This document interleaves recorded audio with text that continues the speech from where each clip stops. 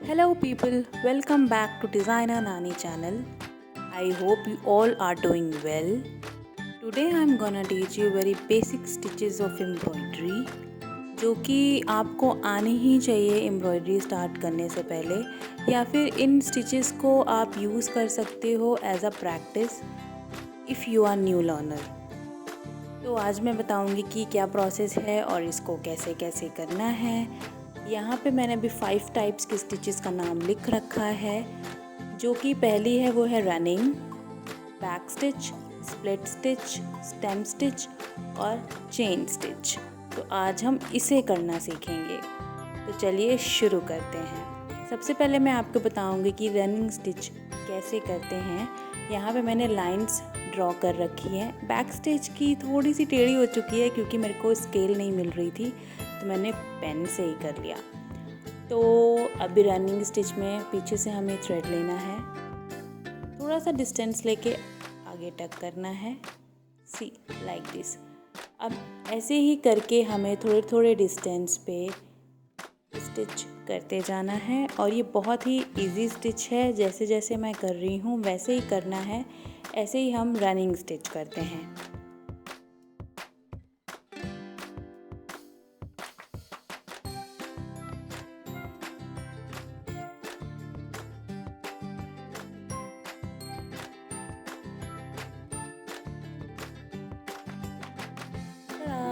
Yes, we are done with running stitch. करने के बाद ये कुछ ऐसी दिखेगी।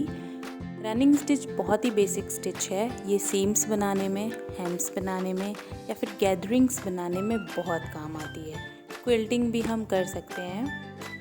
मैं आपको थोड़ा सा पास से दिखाती हूँ कि ये कैसी दिखेगी। सी, ऐसे गैप गैप गैप देके आपको स्टिच करना है। सो अब हम करेंगे back stitch. So let's get started. इस लाइन पे हम बैक स्टिच करेंगे। इसको कैसे करना है, धागा लेंगे नीचे से ऊपर, थोड़ी सी डिस्टेंस पे इसको अंदर ले जाएंगे। आप बस देखते रहिए कि मैं कैसे कर रही हूँ। बैक स्टिच भी बहुत इजी स्टिच होती है करने के लिए। आप अगर कोई भी डिज़ाइंस बनाते हो, फ्लोरल हो गया या any shape if you are drawing, तो उसकी आउटलाइन बनाने में बैक स्टिच बहुत काम आती है। या फिर आपने कोई पेंटिंग करी हो या कुछ भी बनाया हो, उसकी फिनिशिंग के लिए भी आप बैक स्टिच यूज़ कर सकते हो। मेनली इसका काम होता है, हम इसे आउटलाइंस में ज़्यादा यूज़ करते हैं। और आपको अगर एक बार आ जाती है तो आप कहीं भी यूज़ कर सकते हो अपने डिज़ाइंस के अकॉर्डिंग। सी, जैसे मैं कर रही हूँ ऐसे ही लाइन में से करना है और ये बहुत ही ईजी है, आप देख सकते हो।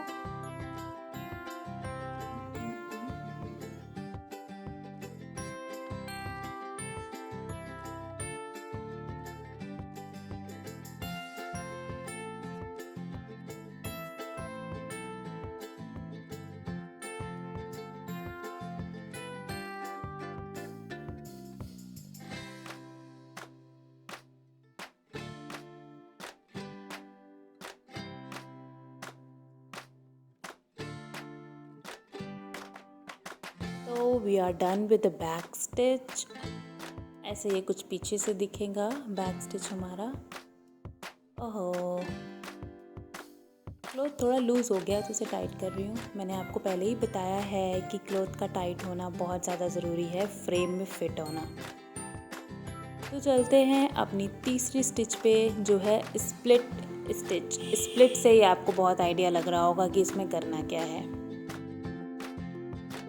ऐसे डिस्टेंस पे हमें टक करना है। फिर जो डिस्टेंस है हमारा एंड टू एंड पॉइंट के बीच में से धागा लेना है, सी लाइक दिस। फिर से हम आगे टक करेंगे थ्रेड को और एंड टू एंड के मिडिल में से हमें नीडल निकालना है, ऐसे करके, सी लाइक दिस। ये करने के बाद आपको थोड़ा सा चेन स्टिच का भी लुक देता है, जो कि मैंने अभी आपको बताया नहीं है, वो लास्ट में है चेन स्टिच। बट बहुत ही मिलती जुलती है, एग्जैक्ट नहीं बट हाँ थोड़ी सी चेन स्टिच जैसी ये दिखती है। इसका भी यही यूज़ होता है कि हम इसको आउटलाइंस में यूज़ कर सकते हैं, लाइंस ड्रॉ करने में यूज़ कर सकते हैं। यही यूज़ होता है स्प्लिट स्टिच का भी। ये जितने भी लाइन वाले होते हैं ना, बेसिकली हमारे इसीलिए यूज़ होता है कि हम लाइंस के आउटलाइन कर लें, स्टेम्स हो गई, लीव्स हो गई, एट्सेट्रा, उसी के ये काम आती है। अब देखिए मैं कैसे कर रही हूँ। अगर आपको कुछ भी समझ नहीं आता है तो आप मेरे को कमेंट कर सकते हो, कोई भी कंफ्यूजन हो तो। ये ऐसे कुछ करना है।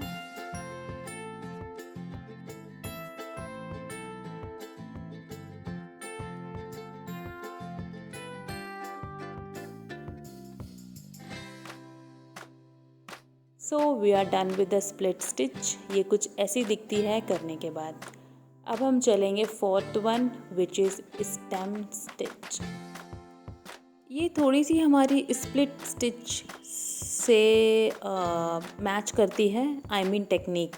कुछ डिस्टेंस पे धागा टक करना है और उसके बीच में से फ्रॉम बैक धागा निकालना है, सी लाइक दिस। बस इसमें क्या है, उसमें हमने थ्रेड के बीच में से स्प्लिट किया था, इसमें स्प्लिट नहीं करना है। थ्रेड को साइड में करके बैक से थ्रेड लाना है लाइक दिस। फिर से कुछ डिस्टेंस पे हम टक करेंगे और एंड टू एंड के मिडिल में से धागा बाहर लेंगे। Just follow the process which is I am doing.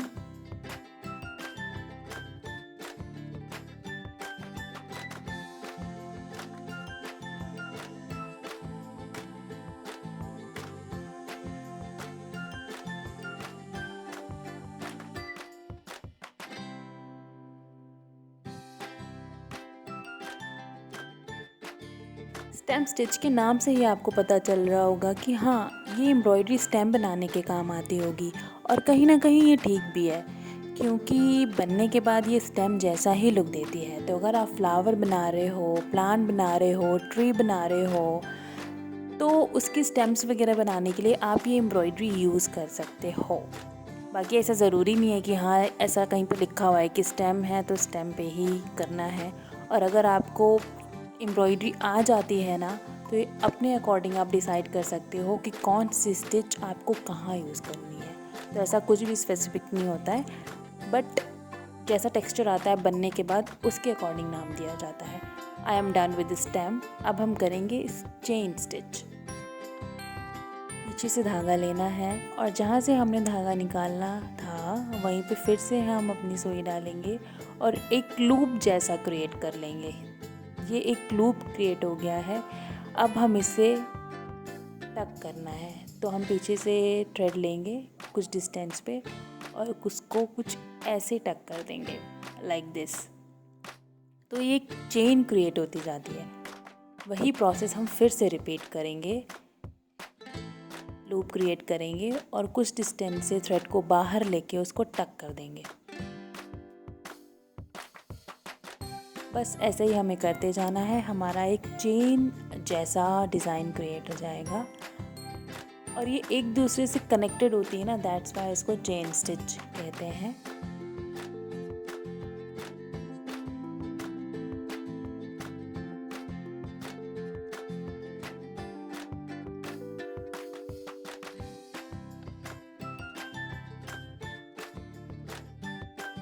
Chain stitch को आप पेटल्स बनाने में बहुत यूज़ कर सकते हो। डेज़ी फ्लावर जो होते हैं, अगर आप कहीं देखोगे कि एम्ब्रॉयडरी डेज़ी फ्लावर्स, तो वो चेन स्टिच से ही बने होते हैं। फ्लावर्स के पेटल्स हो गए या फिर किसी शेप को फिल करना हो तो आप चेन स्टिच को ईज़िली यूज़ कर सकते हो और ये बहुत ही अच्छा टेक्सचर देती है अगर आप इस कोई पर्टिकुलर शेप इससे फिल कर रहे हो तो। So chain stitch is almost done.